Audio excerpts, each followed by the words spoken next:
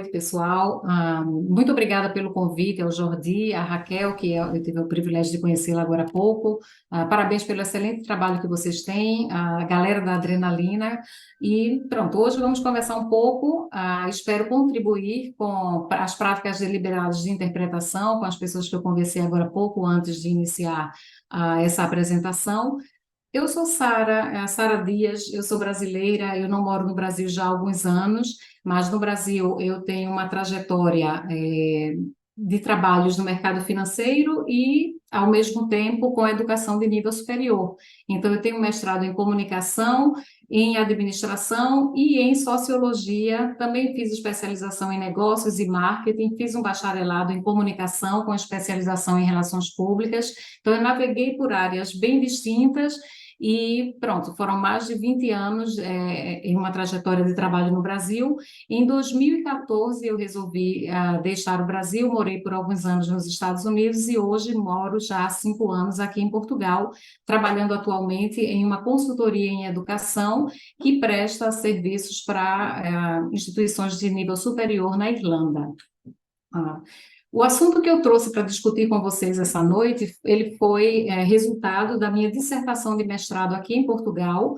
Era um mestrado em comunicação, com a vertente da comunicação estratégica. Então, eu fiz uma análise de uma epidemia que todos devem estar familiarizados, que aconteceu no Brasil, que foi a do Zika vírus e que ocasionou a microcefalia, ah, em várias crianças e elas ainda foram contaminadas ainda no ventre da mãe, né, das suas mães. Então, o meu trabalho versou sobre essa análise das diferentes estratégias nesses governos de Dilma, Temer e Bolsonaro, porque uma prática recorrente no Brasil, quando há uma mudança de governo, quando há uma mudança das pastas, eles não seguem alguns trabalhos que estavam em andamento e geralmente dão uma nova roupagem ou até criam novas estratégias. Então, eu achei o assunto muito interessante para se analisar como é que esse trabalho estava sendo executado e foi desenvolvido ao longo dessas diferentes pastas nesses governos. Então, no ano de 2015, o Brasil foi vítima dessa epidemia do Zika vírus. Ele era transmitida pela picada do Aedes aegypti, e essa situação deixou toda a comunidade científica em alerta, não apenas os brasileiros, mas o mundo todo. Alguns países na América Latina também foram acometidos, mas o Brasil foi de forma muito drástica. Então, foi notícia no mundo todo e também foi alvo de estudo por vários países, e o Brasil também recebeu suporte de vários países no entendimento do que estava acontecendo. Então, para que vocês tenham ideia, até 2014, a média de crianças que nasciam com microcefalia era, em média, 150 crianças a cada 3.000 crianças nascidas vivas. E a microcefalia ela era muito associada à questão de mães que utilizavam substâncias tóxicas ou algumas doenças como a toxoplasmose ou a rubéola. Então, eram situações muito específicas e conhecidas do grupo de ciência, né, dos cientistas, dos médicos. E nesse momento, um mosquito ser capaz de transmitir esse vírus para os bebês ainda no ventre materno, isso foi realmente uma situação totalmente atípica e que mereceu uma grande atenção, porque os números saíram desses 150 a cada 3.000 nascidos, no ano de 2016, a cada 3.000 crianças que nasciam, 2.000 estavam infectadas. Então, foi um risco, foi uma situação realmente que teve uma grande comoção global. Então, esses números, eles só voltaram a uma normalidade por volta de 2020, veja que foram ali quase 4 ou 5 anos, para que ele voltasse para os números que eram essa média de 150 a cada 3.000. E a comunidade de cientistas acredita que esse equilíbrio, esse controle, ele só aconteceu porque a maior parte da população brasileira chegou a ser infectada pelo Zika vírus. Alguns tiveram sintomas simples, como uma gripe, e outros sintomas mais mais severos, mas que, de fato, toda a população já haveria adquirido anticorpos e não seria mais, é, não teria uma segunda dose, né? Uma segunda, como chama, contágio, diferente da dengue, que a pessoa pode desenvolver mais de uma vez e pronto, no Zika ele fica mesmo em uma só vez. Falar um pouquinho sobre esse mosquito, para que a gente relembre dele. Ele é um velho conhecido do Brasil, porque ele é responsável por doenças como a dengue, a zika, a chikungunya, a febre amarela. É o mesmo transmissor, ele traz todas essas patologias para a população. Então, como essas doenças todas que eu mencionei aqui, elas estão entre os principais problemas de saúde pública do Brasil, porque esse mosquito ele tem predileção por temperaturas altas e por umidade. Então, especialmente no verão e na época de chuva, ele é muito mais fácil de ter uma proliferação. Uma outra questão que nós precisamos considerar são essas condições sociais versus as condições de saúde pela própria característica do Brasil. Então, estima-se que 80% da população brasileira vive nos centros que tiveram seu desenvolvimento não planejado. 70% dos municípios do Brasil, eles não possuem saneamento básico e 80% desses 70% eles estão concentrados no Nordeste. Então, por conta disso, a maior parte da população atingida pelo Zika vírus e que, consequentemente, essas crianças vieram com a microcefalia, elas estavam concentradas especialmente no Nordeste brasileiro, sobretudo Salvador e Recife. Foram duas cidades que foram fortemente acometidas. Então, após a gente entender um pouco qual era esse vetor, como é que ele se manifestava e proliferava o vírus, e o que era microcefalia, que algumas pessoas podem não ter conhecimento, mas a criança ela tem o cérebro diminuído, então essa caixa craniana ela já vem maior, o formato da cabeça, visivelmente a gente já consegue perceber que ela tem os traços diferentes de uma outra criança, de uma criança considerada como normal, e em função dessa diminuição, ele tem uma diminuição cognitiva, motora, visual, a vida dessa criança ela é encurtada, então são vários problemas que são acarretados por essa diminuição da cabeça. Então, para fazer uma análise dessas estratégias, o que eu busquei fazer?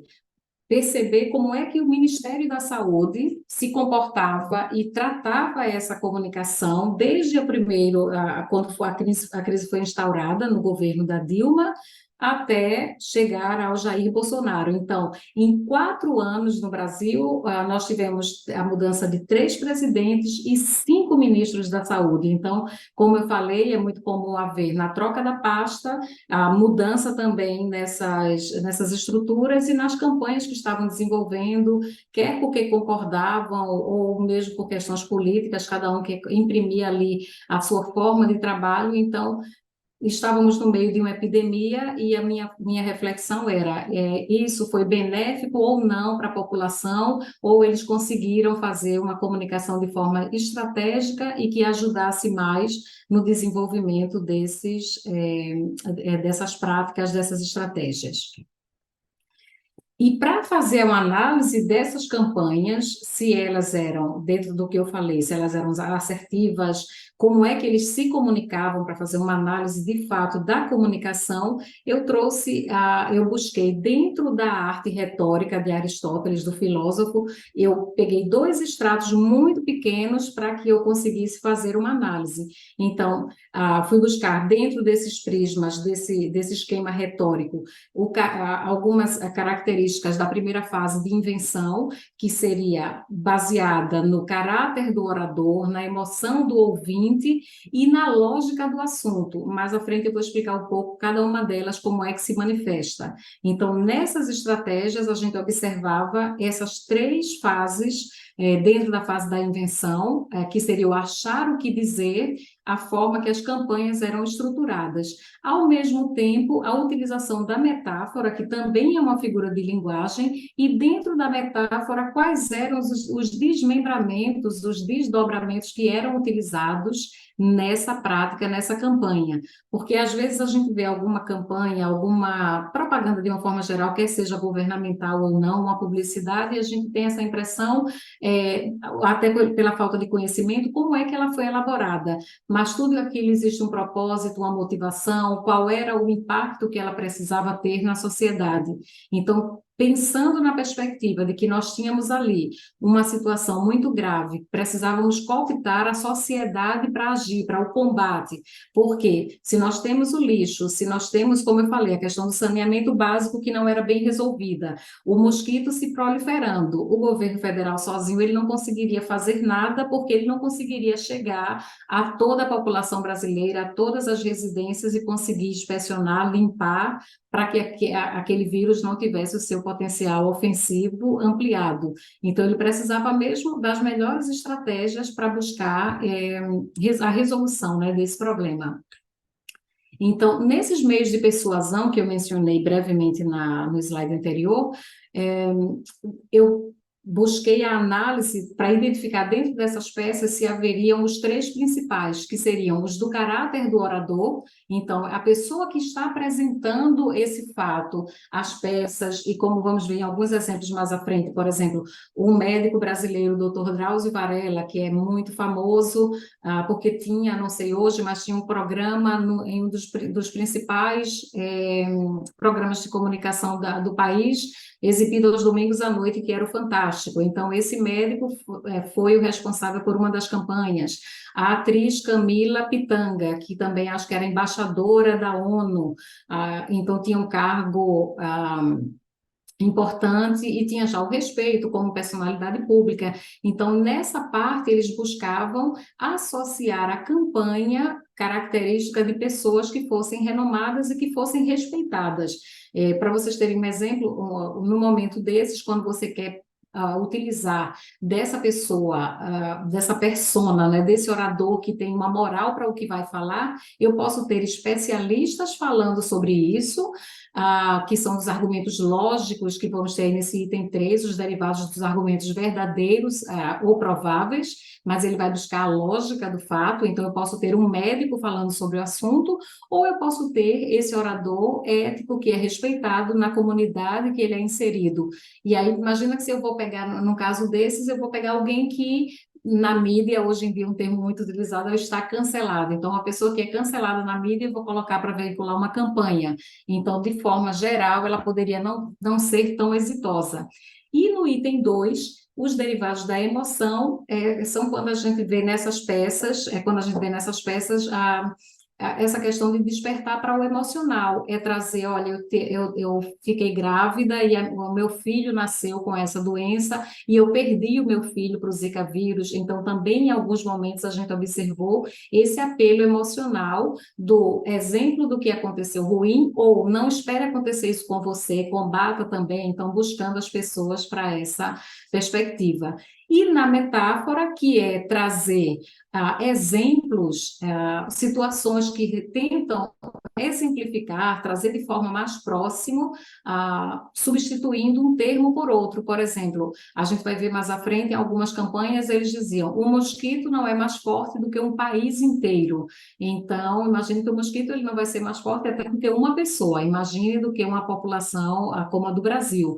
Então, ele traz essa metáfora e, ao mesmo tempo, ele faz apelos ao medo, à piedade, ou utiliza da força. Se você não fizer, a gente vai ter que fazer um mutirão de limpeza e vamos até as casas. Então, seria, se você não faz, eu, como governo, eu tenho o poder de agir com a minha própria força. Então, na metáfora, ela também pode ser utilizada nessas vertentes.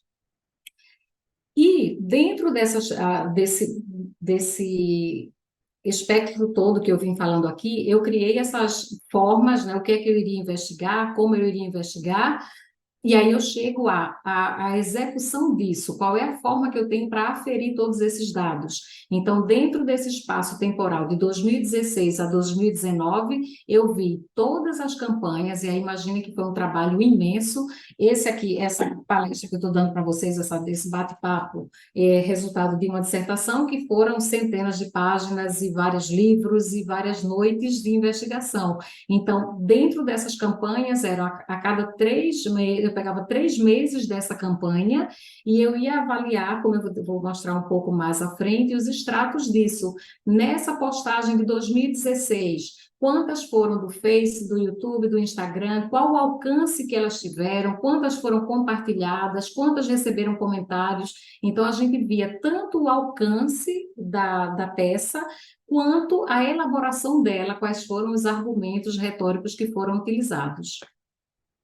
E aí eu venho agora com a primeira campanha, que foi ainda no governo da Dilma Rousseff, era mosquito não, o mosquito não é mais forte que um país inteiro. Esse slogan se manteve até 2018 ou 2019, contém até 2019, e como essa campanha foi no auge do descobrimento do vírus, então, como eu falei, sozinho o governo não era capaz de fazer nada, mas ainda assim, houve ajuda do Exército, indo às casas, fazendo limpeza naqueles terrenos baldios, abandonados, e houve uma grande mobilização social. E eles fizeram das 908 postagens do Ministério da Saúde como um todo, atuando em áreas como câncer, como qualquer uma área que você imagine da saúde, 30% quase delas foram focadas no Zika e no mosquito Aedes aegypti. Então, para você ter uma dimensão da gravidade do fato. E através desses vídeos e das imagens que foram utilizadas pelo Ministério da Saúde nessa época, o governo sempre falava, se não fosse com a ajuda da população, eles não seriam capazes de resolver nada. Então, eles tiveram apelo a todas as estratégias que eu falei, do logos, do ethos, do pathos, e da metáfora, e sempre com a linguagem coloquial, porque eles queriam que essa mensagem fosse acessível da pessoa mais leiga, menos instruída, ao mais erudito. Então, a linguagem, a forma foi tratada mesmo de modo muito coloquial. E a peça da Camila Pitanga, veiculada pela Camila Pitanga, foi a que teve a maior visualização e engajamentos e partilhas, foi essa peça. E aí nós temos aqui alguns exemplos, alguns eram folders, figuras que eles faziam, panfletavam, aqueles outdoors e peças, como chama, veiculadas em TV, spots em rádio, eles iam para todos os tipos de frente para que essa informação fosse divulgada o máximo possível. Então, nessa primeira peça, a Camila Pitanga, ela entra em uma casa e ela vai mostrando o cotidiano de uma casa, e o doutor Drauzio Varela vai mostrando também, falando mais sobre o vírus em si, como é que ele se prolifera também, nesses dois exemplos. Depois vêm as campanhas do governo do Michel Temer, a campanha 2, 3 e 4, 2016 a 2018, mantiveram o slogan, mas mudaram o hashtag para mosquito não. No anterior nós tínhamos a hashtag Zika Zero, e aí passou a ser o mosquito não, por quê?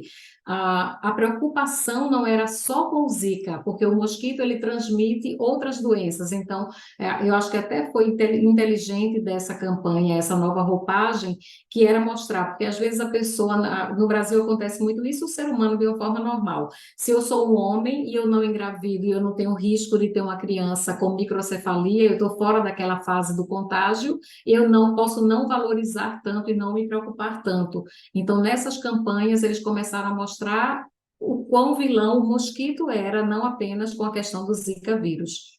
Então, eles trocam essa hashtag e eles, das 940 postagens do Ministério da Saúde, apenas 155 foram para a temática Zika e Aedes aegypti de forma geral. Então, já houve uma grande diminuição, embora nesse período os números só aumentassem. Então, se a gente tinha ali que em 2015 teve um número, deixa eu voltar lá para a gente pegar os números.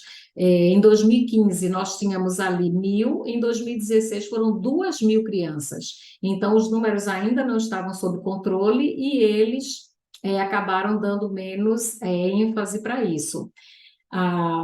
Nessa característica, nessa fase do Ministério da Saúde, eles utilizavam muito o medo como um apelo, e também a piedade, utilizando pessoas reais que foram vítimas do vírus, quer seja a própria pessoa mostrando o filho, ou o filho que foi a óbito, e por aí ia, e as situações eram bem dramáticas mesmo.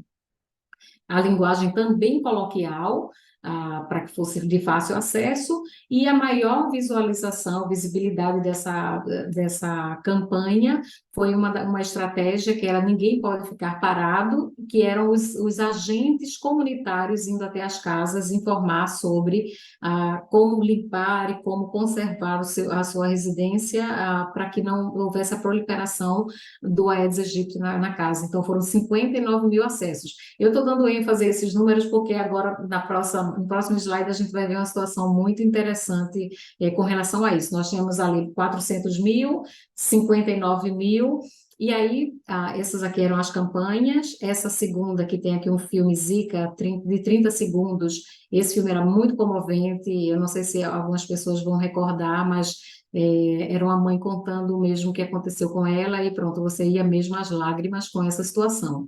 E as outras campanhas todas aqui também, uma forma muito legal que eles fizeram nesse anúncio geral que tem na campanha de 2018, eles trouxeram pessoas de diferentes partes do Brasil, com características físicas diferentes, e isso foi uma questão muito legal para que a pessoa percebesse, o problema pode estar concentrado no Nordeste, mas é um problema do nosso país e que aconteceu no país inteiro, mas com uma maior ênfase para o Nordeste do Brasil. Em algum desses governos, a gente observava algumas características, como a regionalização da informação. Uma mesma campanha, ela era feita de forma nacional, mas nas estruturas regionais, eles mudavam toda a questão da forma de falar, dos sotaques, para que se tornasse uma comunicação mais aproximativa. Então, pronto, em cada uma dessas etapas, elas tiveram os seus êxitos, e é importante também ressaltar que nesse meu trabalho, em momento algum, eu tive uma perspectiva político-partidária. Eu estava ali realmente analisando as estratégias, quer eu gostasse ou não, do partido ou do político que ali estivesse, até porque eram campanhas que são dirigidas pelo Ministério da Saúde sobre essa sombrinha, né, da presidência da República. Na campanha 5, que já foi com o presidente Jair Bolsonaro, era combata o mosquito, e trazia um questionamento: e você, já combateu o mosquito hoje? Proteja a sua família.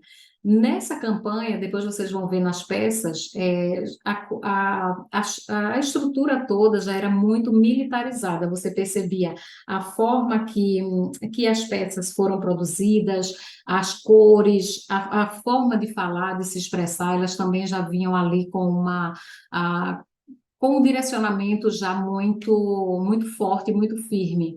Então, durante esse período de 2019, foram 874 postagens, apenas 51 diziam respeito ao Aedes aegypti, porque o Zika já estava sob controle, como eu falei. Quando chegou em 2019 e 2020, a situação já estava realmente sob controle, mas o Aedes aegypti ainda continua sendo um grande vilão no Brasil, então merecia esse acompanhamento. E quando eu falei guardem os números, observe que no auge da campanha do problema, quando a epidemia foi a primeira vez que o Brasil decretou uma situação de saúde pública, foi com essa questão do Zika vírus, e a campanha teve 440 mil visualizações. Nessa campanha do governo federal, eles divulgaram que foram 2.189 visualizações. E esse número contrastava com qualquer outra campanha que tenha acontecido anteriormente. E aí, pronto, nessa mesma época se discutia bastante sobre essa questão dos robôs que eram utilizados nas divulgações e nas estratégias do governo federal nesse mandato, nesse governo. E aí eu até brinquei e falei assim: olha, se a gente tinha alguma dúvida, agora aqui eu fazendo uma pesquisa sobre uma coisa totalmente aleatória, mas quando você confronta esses dados, não faz sentido, ao meu ver. De forma leiga, esse número para mim não faz sentido algum. Se antes, no auge da crise, com uma peça elaborada com a celebridade nacional, ela conseguiu 448 mil visualizações, essa conseguiu essa façanha. Então, isso foi uma questão muito interessante. Nessa campanha de 2019 também observou-se a inserção de intérpretes de Libra, coisa que não acontecia de Libras nas campanhas anteriores, e também no lançamento da campanha foi feita uma live na coletiva de imprensa. As outras campanhas elas não foram tratadas de forma tão, digamos assim, elaborada e pronto, com todo esse critério para que a comunicação fosse entregue da melhor forma possível. Isso foi se aprimorando e quando chegou nesse momento ela acabou sendo feita de forma muito completa em um momento que já não exigia tanto cuidado para o Zika, mas para a Aedes aegypti ainda era muito importante. Então, o destaque maior foi a esse mosquito, ao vetor, e não ao problema em si da Aedes aegypti. E aí, como eu falei, a questão das cores, já era o verde e o amarelo, que era muito essa coisa da pátria que era tratada no governo de Jair Bolsonaro, e o autoritarismo também, e você, chamando a pessoa, trazendo a pessoa para esse combate. Quando eu falo do autoritarismo, é que em algumas peças, como a dessa médica que tem abaixo, já é a terceira peça, era um vídeo, e ela também era bem firme de mostrar, e eu até discordei na minha análise, na minha reflexão conclusiva, que o governo colocou muito o problema sempre, né? O governo acaba fazendo muito isso, nas costas do cidadão. Esse problema existe porque você não cuida do seu entorno, da sua casa, a lixo, a água parada, mas ele não observa, como eu falei, a questão do saneamento básico inexistente, a falta de água em muitas casas. Tem água, por exemplo, no Nordeste do Brasil, às vezes chega água uma vez por semana. Obviamente, essas famílias precisam armazenar água e é ali que o mosquito vem para depositar os seus ovos. Então, vai ficar sempre esse efeito: quem nasceu primeiro, o ovo, a galinha, mas o governo federal acabou colocando muito a responsabilidade do que estava acontecendo na população de uma forma geral. E desde 2016, várias ONGs iniciaram um trabalho belíssimo no Brasil, algumas, especialmente em Recife e Salvador, para acolher essas mães, as crianças vítimas dessa situação, e elas começaram a fazer uma pressão com relação a uma ajuda financeira por parte do governo para as crianças acometidas por essa doença. E só por esse vírus. Então, só em 2019 é que houve uma medida provisória que garantiu um salário mínimo vitalício para todas essas crianças que tiveram a microcefalia em função do Zika vírus. Então, em 2019 isso virou lei e eles passaram a ter essa cobertura. Como eu falei, esse estudo ele foi desenvolvido na minha dissertação de mestrado.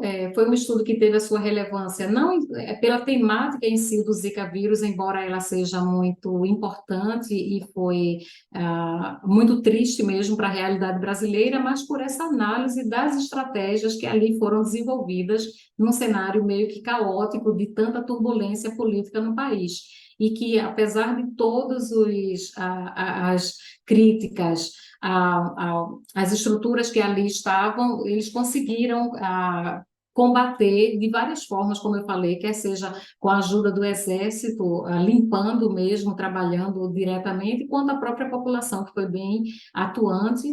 E aí, em função desse estudo, dessa análise, dessa estratégia, eu tive o privilégio de participar de algumas conferências internacionais. Publiquei um capítulo de um livro aí no Brasil de ciências sociais falando sobre essas estratégias, foi em 2021, e trouxe para vocês para que a gente pudesse conversar um pouco, para que vocês pudessem analisar a bom, os diferentes aspectos e diferentes nomenclaturas para que possa, eu espero que ter contribuído para que vocês possam ter refletido e praticado sobre uma outra perspectiva também diferenciada, como é a proposta desse grupo de trabalho de vocês. Eu me coloco à disposição caso vocês tenham alguma dúvida, queiram ampliar esse debate, conversar um pouco mais, está aí à disposição o meu celular, o WhatsApp e o meu e-mail também. Tá bem? Muito obrigada pela atenção de vocês. Uma boa noite.